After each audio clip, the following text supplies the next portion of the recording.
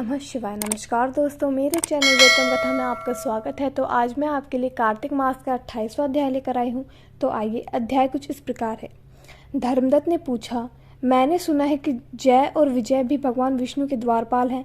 उन्होंने पूर्व जन्म में ऐसा कौन सा पुण्य किया था जिससे वे भगवान के समान रूप धारण करके वैकुंठ धाम के द्वारपाल हुए? दोनों पार्षदों ने कहा, ब्राह्मण पूर्व काल में तृणबिंदु की कन्या देहूति के गर्भ से महर्षि गंधर्व की दृष्टिमात्र से 2 पुत्र उत्पन्न हुए। उनमें से बड़े का नाम जय और छोटे का नाम विजय हुआ। पीछे उसी देहूति के गर्भ से योग धर्म के जानने वाले भगवान कपिल उत्पन्न हुए। जय और विजय सदा भगवान की भक्ति में तत्पर रहते थे। वे नित्य अष्टाक्षर मंत्र का जप और वैष्णव व्रतों का पालन करते थे। एक समय राजा मूरत ने उन दोनों को अपने यज्ञ में बुलाया। वहां जय ब्राह्मण बनाए गए और विजय आचार्य।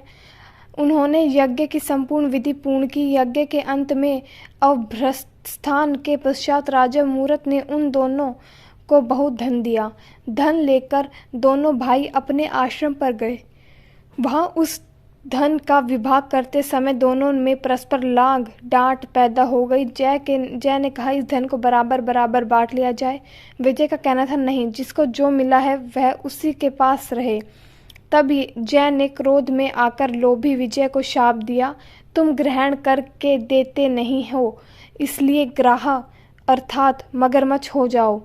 जय के शाप को सुनकर विजय ने भी शाप दिया, तुमने मद से भ्रांत होकर शापो दिया है, इसलिए तुम मदांग अर्थात हाथी की योनि में जाओ।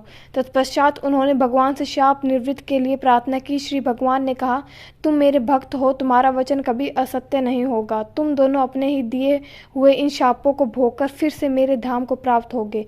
ऐसा कहकर भगवान विष्णु अंतर्ध्यान हो गए। तदंतर वे दोनों गंड नहीं थे, नदी के तट पर ग्राह और गज हो गए।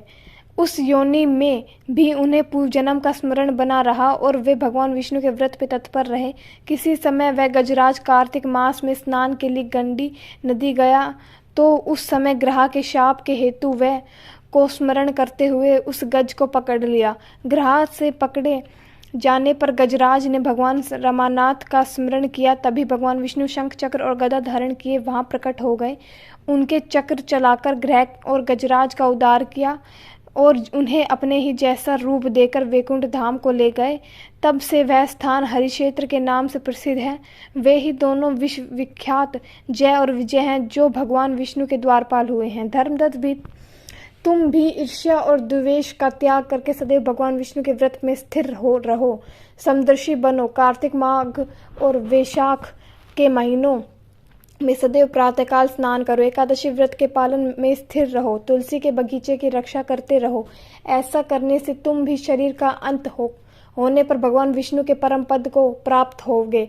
भगवान विष्णु को संतुष्ट करने वाले तुम्हारे इस व्रत से बढ़कर न यज्ञ है, न दान है और न तीर्थ ही है। विप्र तुम धन्य हो जिसके व्रत के आधे भाग का फल पाकर यह स्त्री हमारे द्वार वैकुंठ धाम में ले जाए और जा रही है।